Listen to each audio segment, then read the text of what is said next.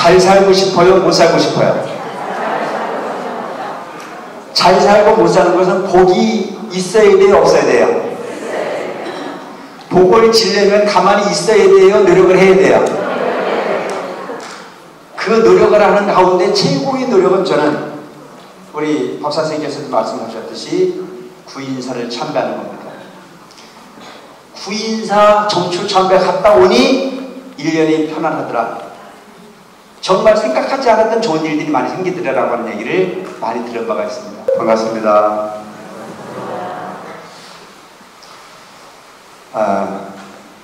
오늘 법회 잘 오셨죠? 네. 오늘은 아마 대단히 의미 있는 날이 되지 않을까 싶은 생각을 합니다.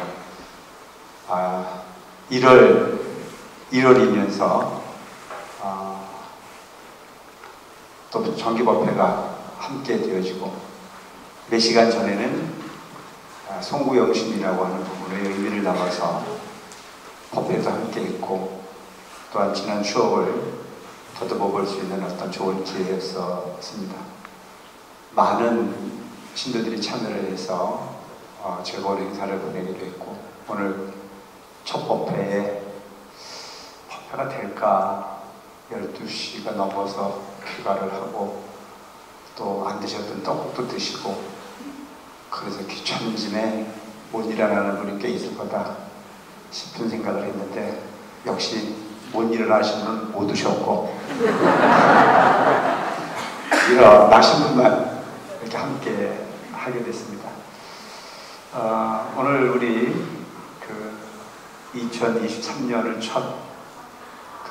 날에 첫 법회를 하는 자리에 우리 영덕궁 스님께서 오셔서 여러분들에게 평소 들어볼 수 없는 아주 귀한 법문을 해주셨는데 아마 못 오신 분은 참 억울할 거라는 생각이 들어요. 오늘 아주 멋진 법문을 해주신 우리 덕궁 스님에게 큰 박수를 한번.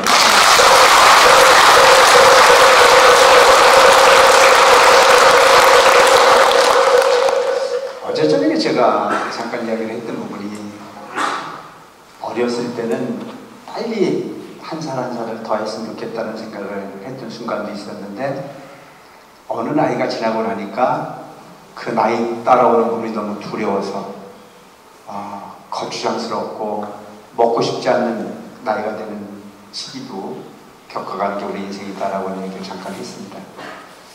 많은 분들이 그런 생각을 하겠지만 선배 스님들이 많이 계십니다만은 저는 안타까운 부분이 우리 덕궁 스님 같은 보물 중에 보물을 가지신 분이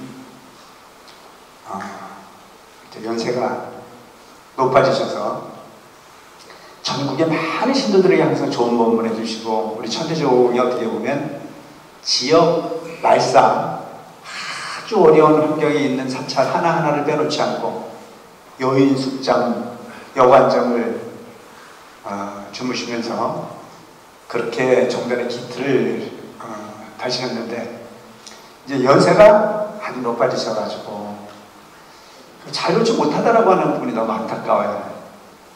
어쨌든 이렇게 정단의 역사를 쓸 수 있는 그 큰 스님의 부분을 우리가 빠짐없이 들어야 되겠고 놓치지 말아야 되겠다라고 하는 생각을 우리가 하고 살 필요가 있지 않겠다는 생각을 합니다. 정말 연세가 높으신데도 불구하고 오늘 2023년 첫날 이 먼 거리 함께 해주셔서 법문해 주신 부분 여러분 가슴에 깊이 새기시고 더 늦기 전에 더 연세가 들어가시기 전에 그 좋은 법문을 자주 귀를 세워 들을 수 있도록 열정을 다하는 것 자체가 우리 스스로를 위한 일이 아닐까 싶은 생각을 합니다. 우리 다시 한번 더 건강하셔서 기회 있을 때마다 더 훌륭한 법문을 많이 해주셨으면 하는 그런 바람을 담아서 박수를 보내셨습니다.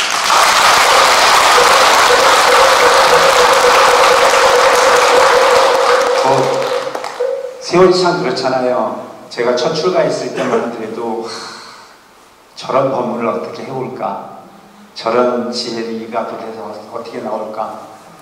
연세가 높으신 분들인데도 불구하고 늙지 않고 사시는 그 모습을 담고 싶고 또 그렇게 살아야 되겠다라고 하는 생각도 해봤지만 살아보면 결코 쉽지 않은 부분이 여전히 출가한 스님들의 삶이 아닐까 싶은 생각을 합니다. 가끔 보면 세속에 있는 친구들이 첫째가 출가를 할 때는 왜 그 산중에 들어가서 청승 떨고 살 거냐. 이왕 꼭 그 성직자가 되려면 너는 중보다는 목사가 어울린다. 그래서 차라리 교회 목사가 되라. 그러면 우리를 자주 만날 수도 있을 텐데 그 산중에 들어가서 혼자 사는 인생이 뭐 좋다고 그 짓을 하려고 하냐고 뜯어내렸던 과거 친구들이 떠올라오기도 합니다. 그런데 그들이 그렇게 출가를 반영했던 친구들이 이제 나이가 좀 들어서 아들 며느리 시집장가를 보내고 뭐 손자 며느리를 뭐 이렇게 그 손자를 데리고 나타나기도 하고 그러면서 하나같이 만족스럽다고 말하는 친구는 거의 만날 수가 없었습니다. 하나처럼 하는 얘기가 그럴 줄 알았으면 너 따라가는 건데 이런 이야기를 많이 합니다. 왜 그럴까 생각해 봤더니 그 혼자 사는 모습이 꽤 편해 보이시고 보이는 어떤 그런 모습도 있었겠죠. 그런데 제가 우리 그 스님들 사는 모습을 보면 결코 그렇게 쉬운 인생이 아니에요. 그렇게 쉬운 인생이 되면 출가한 스님들이 다 늙어 죽을 때까지 승복 걷지 말고 살아야 되는 불구하고 제가 같이 출가했던 동료 스님 주변 스님들 보면 거의 3분의 2 이상은 다 나갔어요. 살아남는 게 기적이죠. 그런 걸로 보면 우리 오랫동안 출가하셔서 변치 않는 마음으로 그 삶을 오롯이 부처님께 함께할 수 있는 그 변하지 않는 마음을 가져갈 수 있는 부분 하나하나만으로도 우리는 충분히 존경하고 존중할 필요가 있다. 가끔 보면 세속이나 출가나 나이는 아무나 들을 수 있는 거 아니잖아요. 특별한 사람만 나이가 들을 수 있어요. 그렇지 않나요? 늙는 거 아무나 늙는 거 아니잖아요. 누가 늙을 수 있어요? 복이 있는 사람만 늙을 수 있어요. 안 그렇습니까? 복이 있고 지혜가 없으면 늙기가 어려워요. 왠 줄 아세요? 재수 없으면 일찍 죽으니까요. 그러니까 그 늙는 부분이 지혜, 그 풍진 부분이 삶의 환경 속에서 꿋꿋이 그 길을 갈 수 있는 부분이 지혜를 우리는 누구로부터 배워야 됩니까? 어른으로부터 배워야 됩니다.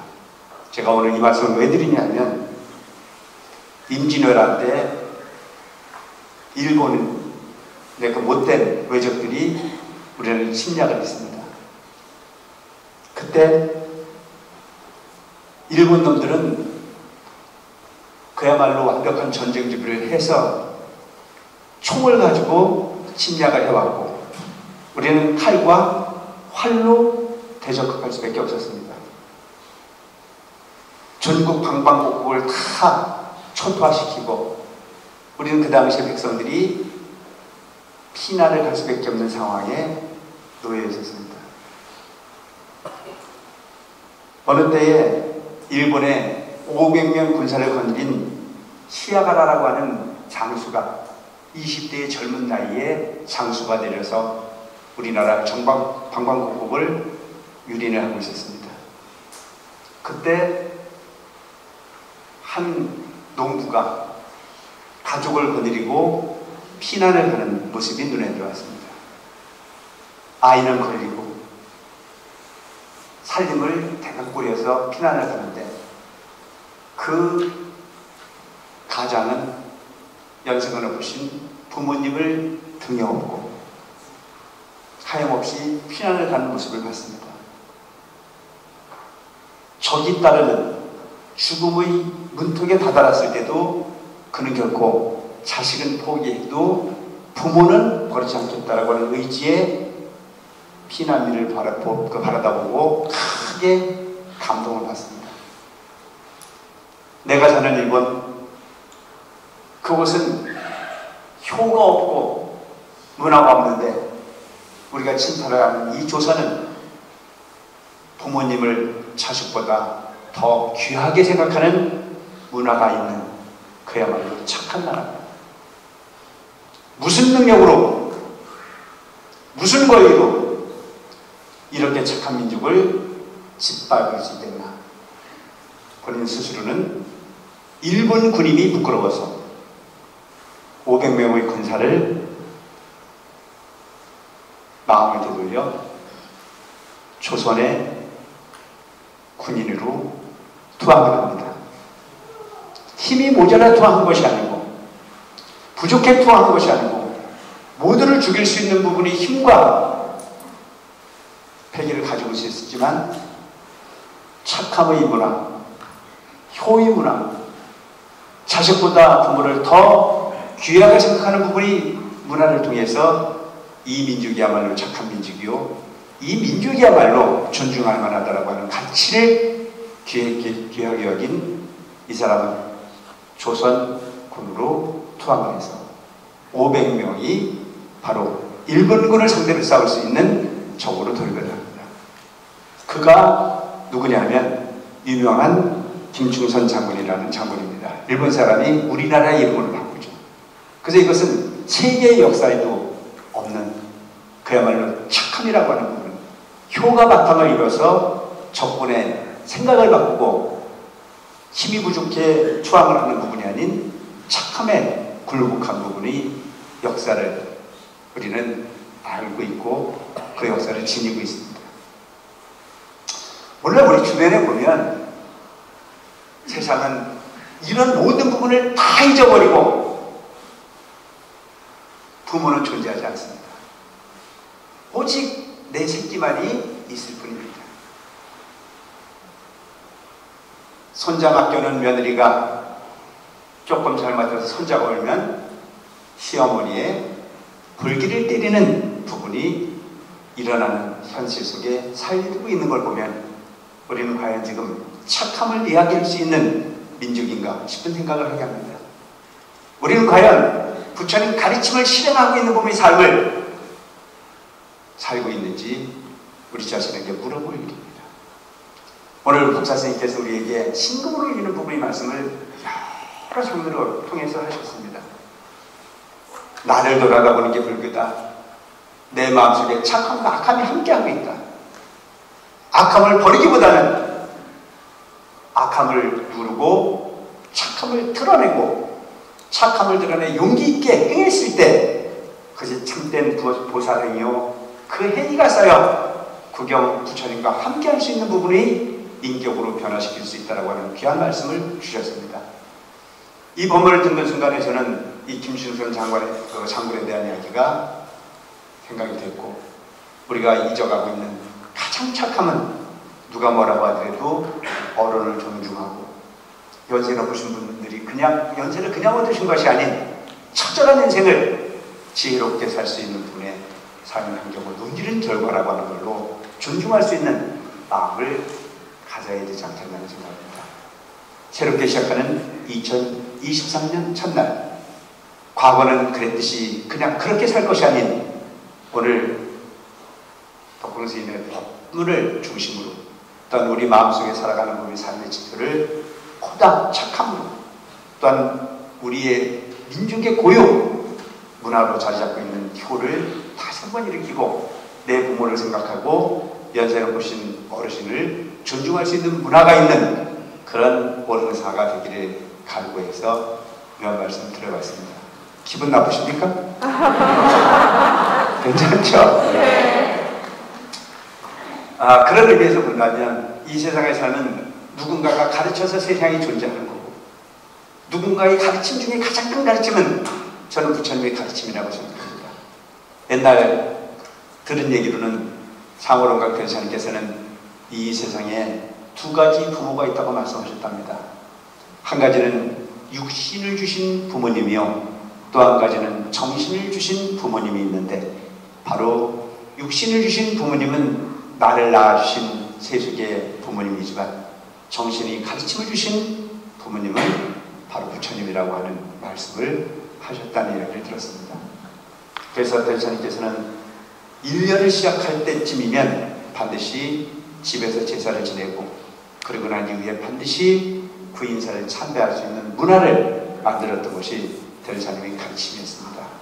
1년의 시작은 법답게 부처님 가르침대로 살았을 때 우리가 원하는 부분이 복을 구할 수 있고 우리가 원하는 부분에 진리를 얻을 수 있는 부분, 등한시할 수 없는 부분이기에 이번만큼은 꼭 지켜가라고 말씀하셨기에 구인사의 정주참배는 지금까지도 그 문화가 명연히 잘 이어져 가고 있습니다.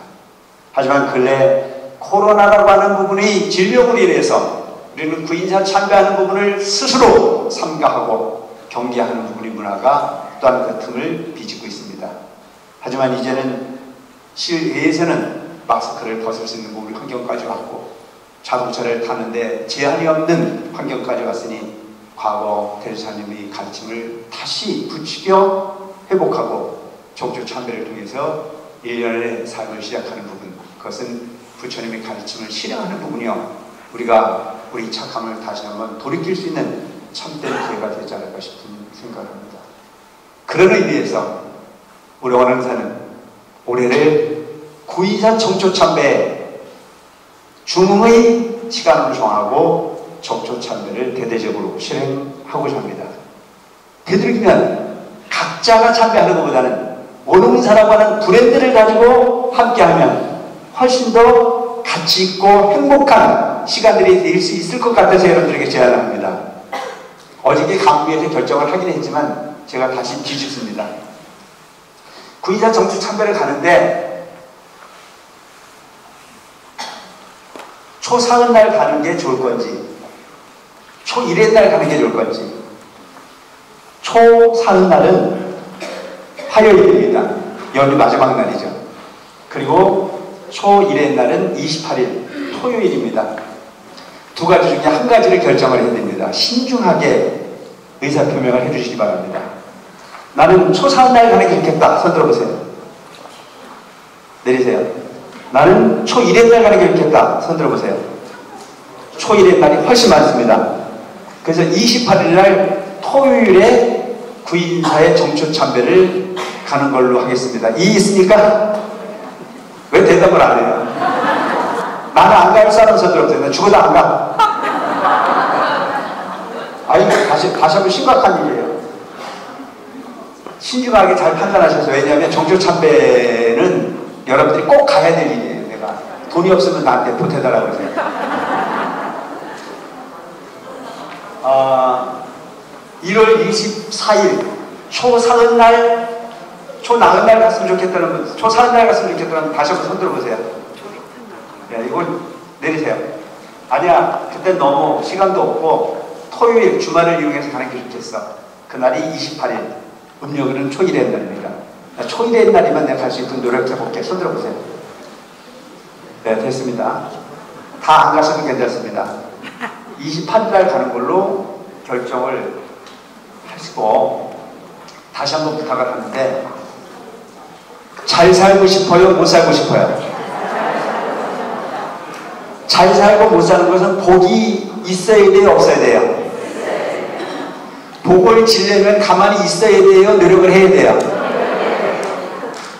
그 노력을 하는 가운데 최고의 노력은 저는 우리 법사선생님께서도 말씀하셨듯이 구인사를 참배하는 겁니다.